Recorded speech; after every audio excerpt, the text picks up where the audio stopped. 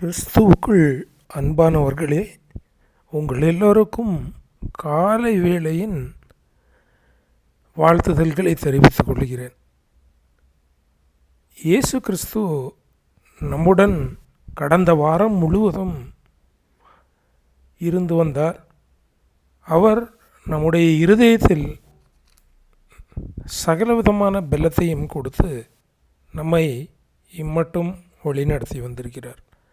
நம் குடும்பத்தை, நம் வீட்டை பாதுகாத்து யார் யார் இந்த ஜெபத்தை, இந்த வசனத்தை நோக்கி பார்த்தார்களோ, யார் யார் தேவனை தேடினார்களோ, தன்னுடைய சுய வாழ்க்கையில் தேவனை யார் யார் உண்மையாக தேடினார்களோ அவர்களை தேவன் தாமே அறிந்திருக்கிறார்.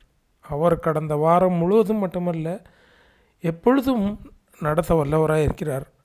அவரிடத்தில் நம்மை ஒப்பு கொடுத்தோமானால் அவர் நம்மை மறைக்கிறவர் அல்லவே, அவர் எப்பொழுதும் நம்மை நினைத்திருக்கிறவராக இருக்கிறார். நம் மீது மிகுந்த அன்பு செலுத்துகிறவர் அவர் ஒருவராகவே இருக்கிறார். வேறு ஒருவராலும் அப்படிப்பட்ட ஒரு அன்பை நம்மிடத்தில் செலுத்த முடியாது. எந்த ஒரு மனிதனுடைய அன்பும் மாறக்கூடியதாக இருக்கிறது. ஆனால் தேவனுடைய அன்பு ஒரு நாளும் மாறாததாக இருக்கிறது. ஆகவே இப்பொழுதும் இந்த வரும் வாரத்தை தேவனுக்கு முன்பாக நாம் அர்ப்பணிப்போம். ஒரு ஜெபத்தை ஏறெடுக்கலாம். ஆண்டவரே, நீங்கள் எங்கள் குற்றங்கள் எல்லாவற்றையும் நீர் மன்னித்தருளும். எங்கள் மீது இருக்கும் எல்லா விதமான சாப காரியங்கள், எங்கள் சரீர பலகீனங்கள் எல்லாவற்றிலும் இருந்தப்பா நீர் எங்களை காக்கிறவர் இருக்கிறீர். எங்களை நீரே அப்பா காத்து பாதுகாத்து எங்களை மன்னித்து வருங்காலங்களில் அப்பா ஆசீர்வாதத்தை பெற்றுக்கொள்ளும்படியாக, வருங்காலங்களில் அப்பா பரலோக ராஜ்யத்தின் ஆசீர்வாதங்களை உம்மிடத்தில் பெற்றுக்கொள்ளும்படியாக நாங்கள் தகுதி உள்ளவர்களாக இருக்கும்படி இந்த வாரத்தை எங்களுக்கு நீரே அப்பா மாற்றி தரும்படியாக கேட்டுக்கொள்கிறோம். இயேசுவின் மூலம் ஜெபம் கேளும் ஜீவனுள்ள நல்ல பிதாவே, ஆமேன். இன்று தேவன் இந்த வாரத்திற்காக நமக்கு கொடுத்த ஒரு வசனம் சங்கீதம் 65:9.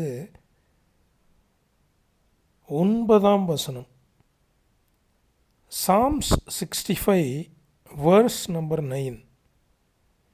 தேவரீர் பூமியை விசாரித்து அதற்கு நீர் பாய்ச்சுகிறீர். தண்ணீர் நிறைந்த தேவ நதியினால் அதை மிகவும் செழிப்பாக்குகிறீர். இப்படி நீர் அதை திருத்தி அவர்களுக்கு தானியத்தை விளைவிக்கிறீர்.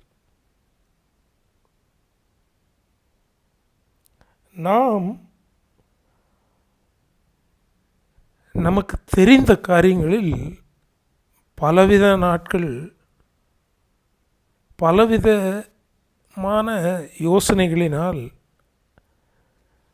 நாம் அலைந்து தொலைந்து போயிருக்கலாம். கடந்த வாரம் கூட உங்களுக்கு பலவிதமான போராட்டங்கள் இருந்திருக்கலாம். ஏதோ ஒரு விதத்தில் ஆத்மாவில் சில குறைகள் உண்டு.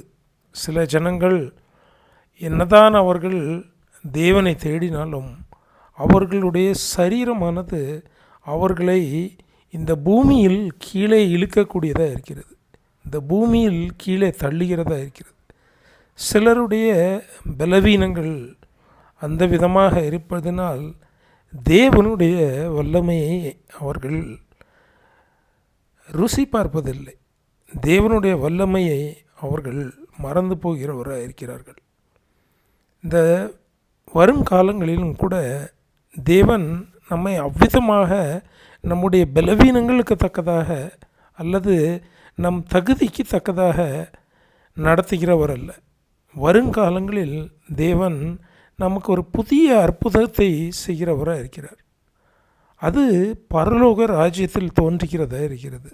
அது நம்முடைய தகுதியின்படி அல்ல, நம்முடைய குணத்தின்படி அல்ல, இல்லை என்றால் நம்முடைய பலத்தின்படி அல்ல. நாம் ஆவியிலும் கூட நம்முடைய பலன் குறுகினதாக இருக்கிறபடினால் சகல மனிதர்களுடைய பலனும் ஒன்றும் தேவனுடைய எண்ணங்களுக்கோ இல்லை தேவனுடைய ஆசீர்வாதங்களுக்கோ ஈடு கொடுக்க முடியாததாக இருக்கிறது.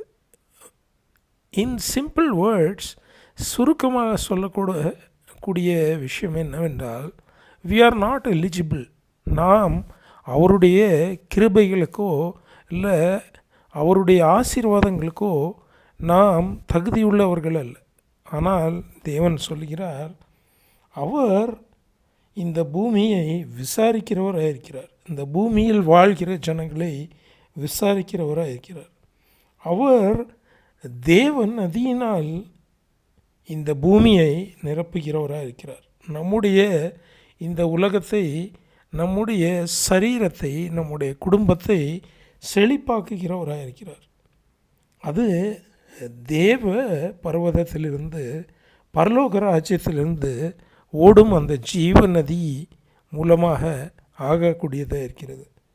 நம்முடைய வாழ்க்கை கூட வறண்ட ஒரு வாழ்க்கையாக இருந்தாலும் தேவன் அதை செழிப்பாக்க வல்லவராக இருக்கிறார்.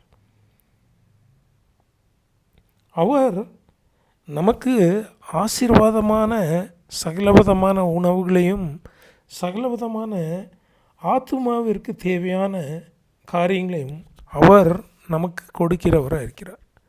இந்த வரும் வாரம் முழுவதும் நாம் அப்படிப்பட்ட தேவ பர்வதத்திலிருந்து, பரலோக ராஜ்யத்திலிருந்து வரக்கூடிய ஆசீர்வாதங்களை நாம் பெற்றுக்கொள்ள நம்மை நாமே தகுதிப்படுத்தலாம், நம்மை நாமே தாழ்த்தி கொள்ளலாம்.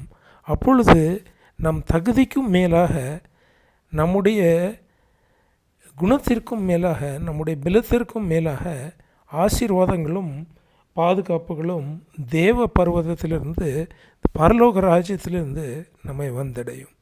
எல்லோரும் அவ்வண்ணமாக இந்த வரும் வாரத்தை நீங்கள் நடத்தும்படியாக நான் தேவனிடத்தில் வேண்டுதல் செய்கிறேன். God bless you all.